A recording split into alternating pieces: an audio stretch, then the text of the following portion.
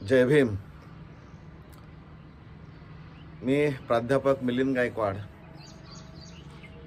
आज Phoenix social foundation चा 5वा वर्धापन दिन आहे। या 5व्या वर्धापन दिनाला मला उपस्थित राहता येत नाही, परंतु ज्यावेळी कश्यप सरांचा फोन आला की आज आपणाला एकत्र जमायचं आहे लांडगे सरांच्या घरी आणि वर्धापन दिन आपल्याला साजरा करायचा आहे, त्यावेळेसच मनामध्ये एक शंका आली की खरंच आज उपस्थित राहायला पाहिजे होतं। तो काही घरगुती अडचणीमुळे ते शक्य नाही होत, म्हणून हा व्हिडिओ काढण्याचा मी प्रयत्न केलेला आहे। गेल्या 5 वर्षाचा विचार जर केला तर फिनिक्स सोशल फाउंडेशननं अतिशय चांगलं काम केलेलं पाहायला मिळतंय। मग ते शैक्षणिक क्षेत्रातलं असेल, सामाजिक क्षेत्रातलं असेल किंवा अन्य कोणत्याही क्षेत्रामध्ये असेल, तर अतिशय चांगल्या पद्धतीनं काम केलेलं आहे। या फिनिक्स सोशल फाउंडेशनचा मूळ उद्देशच बाबासाहेबांचा विचार आहे। बाबासाहेबांनी फक्त आपल्यापुरता विचार मर्यादित न ठेवता तो सर्वांना घेऊन बरोबर चालण्याचा विचार त्यामध्ये आपल्याला पाहायला मिळतो। आपल्या मर्यादा काय आहेत या लक्षात घेऊन आपण पुढचं पाऊल टाकलं तर निश्चित आपण चांगली प्रगती करू शकतो असं मला वाटतं। आणि हे प्रत्येकाने ठरवलं तर ते शक्य आहे। अवघड तर याच्यामध्ये काहीच नाही आहे, कारण फिनिक्स सोशल ग्रुपमधले जे काही एकूण सदस्य सगळे असणारे आहेत, म्हणजे अध्यक्ष, उपाध्यक्ष, सचिव, खजिनदार आणि इतर संचालक मंडळ आपण म्हणूया, ते स्वतःहून यामध्ये हिरिरीनं भाग घेताना दिसत आहेत। कमी अधिक होऊ शकतं, फक्त मनाला एकच प्रश्न विचारायचा की मला दिलेली जबाबदारी मी पार पाडू शकतो का, किंवा त्या पद्धतीनं मी पार पाडली का, याचं जे काय ॲनालिसिस असणार आहे हे स्वतःच करायचं आहे। दुसऱ्याने करण्याची आवश्यकता नाही, कारण ही इन्व्हॉल्वमेंट स्वतःची आहे। आणि ज्यावेळी स्वतःची इन्व्हॉल्वमेंट असते त्यावेळेस आपण दुसऱ्याकडे बोट दाखवण्याची गरज नाही। मी कुठं कमी पडलं याचा विचार मी करणं गरजेचं आहे, या त्रुटी दुसऱ्यानं सांगण्याची काही गरज नाही।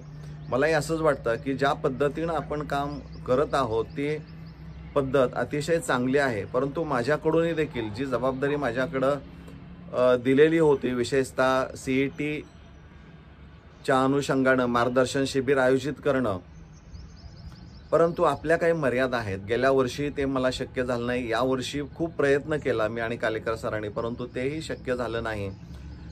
आणि मग असं वाटलं की आपलं कुठंतरी एखादं ठिकाण असं असलं पाहिजे की ज्यामध्ये आपण असे उपक्रम करू शकतो। यासाठी कुठंतरी संस्थेने एखादी जागा घेतली आणि त्या जागेमध्ये जर एखादा मोठा हॉल, भले पत्र्याचंच ते शेड का असेना, पण तो तिथं उभा करून जर आपण काही आपल्या फिनिक्स सोशल फाउंडेशनची जी काही उद्दिष्ट आहेत ते साध्य करण्याच्या दृष्टिकोनातून आपण एक पाऊल टाकू शकतो असं मला वाटतंय। पण यासाठी सगळ्यांनी हातभार लावला तर निश्चित हे काम होऊ शकतं।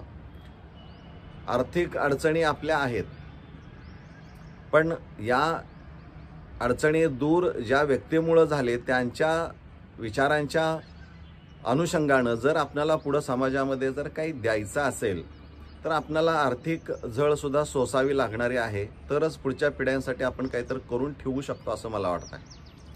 मी माझ्यापुरता म्हणण्यापेक्षा बाबासाहेबांनी असा कधीच विचार केला नाही स्वतःपुरता, त्यांनी नेहमी स्वतःपेक्षा इतरांचा विचार केला। इतर याचा अर्थ सगळे समाजातले घटक आले लक्षात घ्या, म्हणजे एका विशिष्ट समाजासाठी नव्हे तर सर्वांच्यासाठी आपल्याला काही करता येईल का, हा एक इतका मोठा व्यापक दृष्टिकोन ठेवून त्यांनी काम केलं।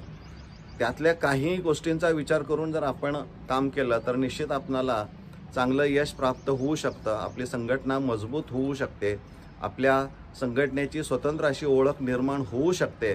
पण यासाठी सगळे जे संचालक मंडळ असणार आहे त्यांनी कार्यरत राहणं गरजेचं आहे।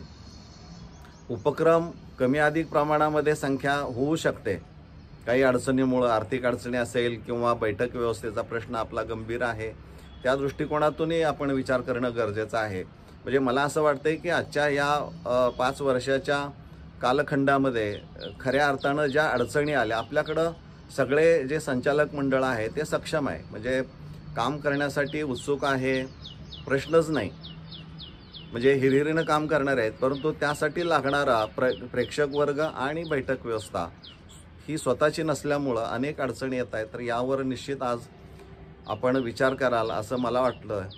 मला खरंच राहून असं वाटलं की गेले 2 म्हणजे हे वर्ष आणि गेल्या वर्षी माझ्याकडून काम होऊ शकलं नाही आणि ते का झालं नाही तर आपल्याकडं उपलब्ध वर्ग नाही आहेत, एखादा हॉल नाही की जिथं आपण एकत्र बसून चांगले उपक्रम स्वतःच्या ताकदीवर करू शकू.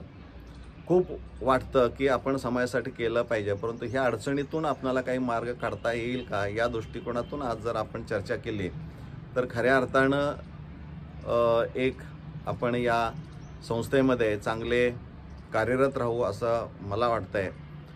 मला जे वाटलं यामध्ये कालेकर सर आहेत, लांडगे सर आहेत. म्हणजे लांडगे सरांचं वय आपण जर पाहिलं 88 वर्ष आहे.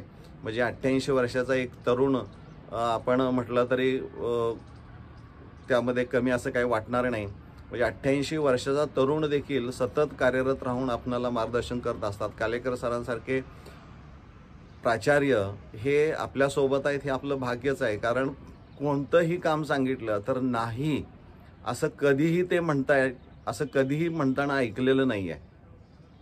हां ठीक आहे, चला इकडं जाऊ तिकडं जाऊ, अगदी पहिल्यापासून.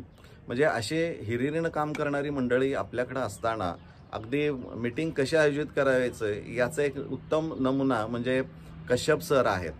म्हणजे शिस्तीनं कशा पद्धतीनं आयोजन झालं पाहिजे आणि ते त्या पद्धतीनं करून घेतात हे त्यांचं एक कौशल्य आहे. म्हणजे अशी चांगली प्रत्येकाचं एक स्वतःचं एक व्यक्तिमत्व असणारी मंडळी या फिनिक्स सोशल फाउंडेशनमध्ये आहेत.